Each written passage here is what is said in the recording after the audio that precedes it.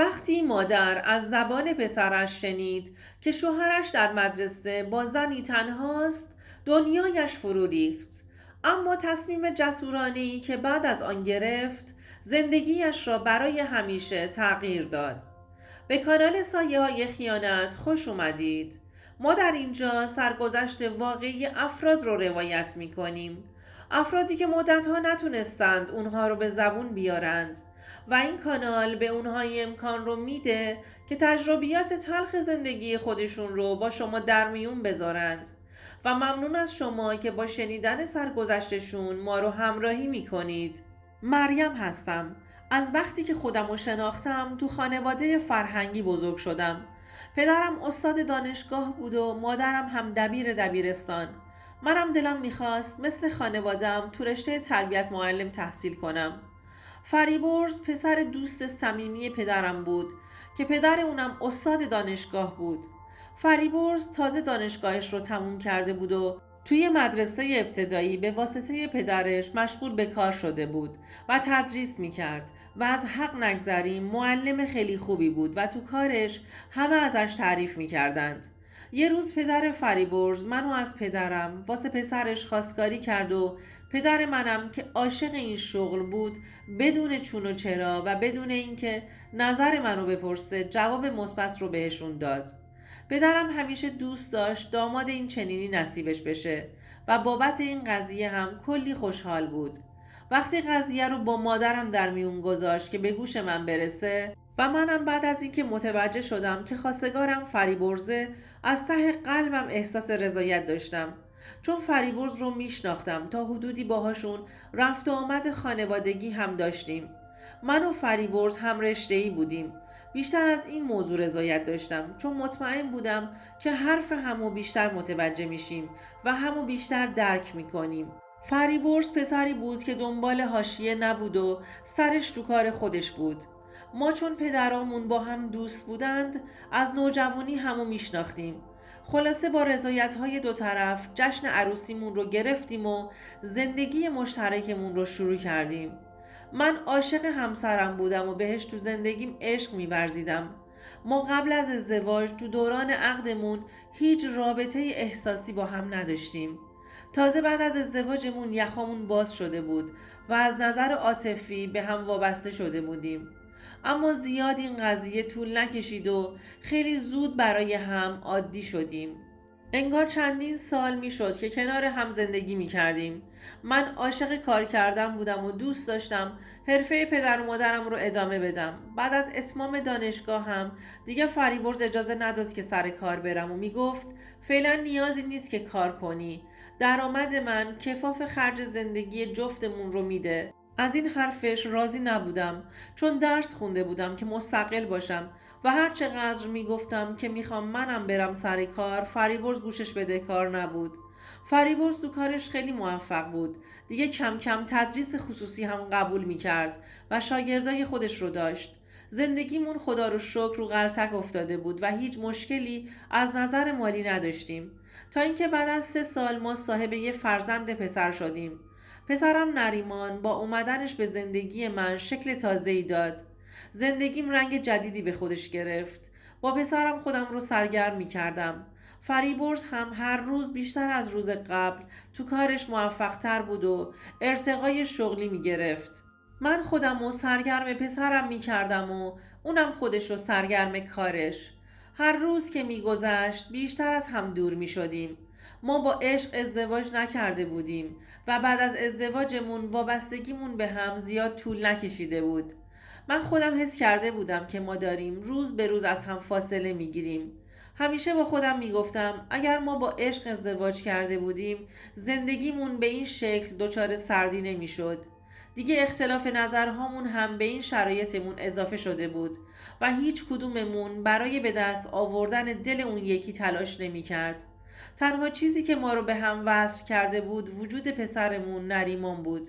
در تمام روز وقتم و صرف پسرم می کردم و فریبرز هم خودش رو وقف کارش کرده بود. هیچ حسی برای رابطه با هم حتی نداشتیم و از حق نگذریم مقصر این قضیه بیشتر خودم بودم، چون اصلا هیچ کار زنونه‌ای انجام نمیدادم تا بخوام از این طریق فریبرز رو به سمت خودم جذب کنم. حوصله اشوه‌گری نداشتم، حتی وقت نمی کردم به خودم اهمیت بدم و به سر و وضعم برسم، به آرایش صورتم، حتی به رنگ موهام. خودم رو دیگه ول کرده بودم و تمام وقتم رو صرف پسرم نریمان می کردم، تا اینکه پسرم سنش در حدی رسیده بود که باید به مدرسه می رفت. از اون طرف هم تلاش های فریبرز نتیجه داده بود و تو این همه سال از معلمی به دبیری و از دبیری تازه به مدیریت اون مدرسه رسیده بود و کار خودش رو به عنوان یک مدیر عالی در مدرسه ادامه میداد. فریبرز خیلی از این موضوع خوشحال بود. خوشحالیش تو صورتش موج میزد. دوستان عزیزم، اگر از این داستان خوشتون اومد لطفاً این ویدیو رو لایکش کنید. پیش خودم میگفتم اگر فریبرز به زندگیش هم به اندازه کارش اهمیت میداد شاید زندگیمون کلی تغییر میکرد، ولی متاسفانه فریبرز نسبت به زندگیش علاقه‌ای نشون نمیداد و شاید یکی از دلایلی که من رو به سمت افسردگی داشت میکشید همین موضوع بود. فریبرز حتی ساعتهای بیکاریش هم میرفت سمت کارهای مدیریتی. خلاصه مجبور شدم پسرم رو تو مدرسه‌ای ثبت نام کنم که پدرش مدیر اون مدرسه بود. فریبرز با این تصمیمم موافق نبود و میگفت ممکنه که بچه از این حرکت سوء استفاده کنه و تو مدرسه قانونمند نباشه. من نمیتونم براش پارسی بازی کنم و نسبت به دانش آموزای دیگه براش تخفیف قائل بشم. با تمام این حرف ها من دلم میخواست پسرم تو مدرسه پدرش درس بخونه. از این طرف من هم خیال خودم راحت میشد. دغدغه فکری تو مدرسه برای پسرم نداشتم. از وقتی که نریمان رو تو اون مدرسه ثبت نام کردم مشکلاتم یکی یکی شروع شد. وقتی که پسرم از مدرسه برمیگشت شروع میکرد از شکایت کردن پدرش و بعدش میزد زیر گریه. میگفت که پدرش جلوی بچه ها هواشو نداره و مثل بچه های دیگه باهاش بد برخورد میکنه و گاهی هم جلوی دوستاش دعواش میکنه. فریبرزم وقتی برمیگشت خونه و قضیه رو باهاش در میون میذاشتم شروع میکرد به داد و فریاد که تو این بچه رو لوس کردی و داری بد تربیتش میکنی. نریمان و فریبرز با کاراشون منو کلافه کرده بودند. از ثبت نام تو مدرسه پشیمونم کردند. هر روز بدتر از روز قبل میشد. روزی نبود که به خاطر نریمان با هم جر و بحث نداشته باشیم. بیش از اندازه تو مدرسه به بچه سخت میگرفت. دقیقاً تو خونه هم همینجوری خشک و سرد بود. تو مدرسه هم همین اخلاق رو با بچه ها به خصوص با پسرمون نریمان داشت. من از اینکه بچم انقدر ناراحت بود عذاب میکشیدم تا اینکه یه روز نریمان از مدرسه اومد خونه و با چیزی که بهم گفت خشکم زده بود. اما اولش فکر میکردم چون با پدرش به مشکل برخورده داره این حرف ها رو میزنه و میخواد تلافی کارهای باباش رو انجام بده. اما کم کم رفتم تو فکر که نکنه بچه راست میگه. تصمیم گرفتم حرف هایی رو که نریمان بهم زده بود رو پیگیری کنم. نریمان میگفت مامان روزای دوشنبه که ما ورزش داریم هر هفته همون ساعت یه خانومی که لباسهای قشنگ میپوشه و خیلی هم خوشگله میاد تو مدرسه و یه راست میره تو دفتر بابا. بچه ها هنوز معلم ورزش نداشتن، واسه همین خودشون تو حیاط بازی میکردند. نریمان میگفت یه بار دنبال خانم دویدم دیدم رفت تو دفتر بابا، بعدش هم در رو قفل کردند. بهش گفتم نریمان جان مامان مگه اون ساعت کسی دیگه تو دفتر نیست؟ نریمان گفت نه مامان اون ساعت همه معلم‌ها سر کلاسشون هستند، کسی تو دفتر نیست. چند روز از این حرف نریمان تو فکر بودم تا اینکه یه روز از فکر و خیال زیاد تصمیم گرفتم یه سری به مدرسه بزنم، شاید با چشم خودم ببینم. بازم چیزی که بیشتر از همه ذهنم رو درگیر کرده بود این بود که وقتی نریمان خواسته از سوراخ کلید در نگاه کنه یه چیزی جلوی سوراخ در رو گرفته. این مسئله بیشتر منو تحریک کرده بود که حتما به مدرسه یه سری بزنم و دلم نمیخواست این قضیه تو روی یه بچه تأثیر بذاره. میخواستم همه فکرش روی درسش باشه. به نریمان گفتم هیچی نیست مامان جان، حتما اولیای یکی از بچه هاست که میاد پیش بابا تا از درس خوندن بچهش سوال کنه. اما داشتم از فکر و خیال دق می کردم. هفته بعد روز دوشنبه تصمیم گرفتم همون ساعت از روز به مدرسه برم تا ببینم قضیه از چه قراره. وقتی رسیدم بیرون از مدرسه وایستادم و فقط جز چند تا رفت و آمد ساده چیزی ندیدم. هیچی برام مشکوک نبود. فقط بچه ها تو حیاط داشتن بازی می کردند. وقتی که زنگ رو زدند منم به سمت خونه حرکت کردم تا هفته بعد هم صبر کردم. وقتی که روز دوشنبه رسید خودم و همون ساعتی که نریمان میگفت به مدرسه رسوندم. تازه یه رو بود که رسیده بودم. تو دلم میگفتم امیدوارم امروز هم چیزی نباشه. همونطور که تو دلم زمزمه میکردم یه خانومی رو دیدم که با ماشین مدل بالاش اومد. خیلی جذاب و خوشگل بود. ماشین رو پارک کرد و وارد حیاط مدرسه شد. با ورودش دست و پام شروع کرد به لرزیدن. پیش خودم گفتم نکنه این همون زنه باشه که نریمان در موردش حرف میزد. اومدم نزدیک در مدرسه و از دور نگاش کردم. دیدم از پله های مدرسه بالا رفت و وارد راهروی مدرسه شد. منم آهسته آهسته رفتم پشت دیوار دستشویی قایم شدم که پنجره های دفتر مشرف بود. بعد از چند دقیقه دیدم فریبرز اومد یه نگاهی تو حیاط انداخت و کرکره پنجره اتاق رو کشید. شکم داشت به یقین تبدیل می شد.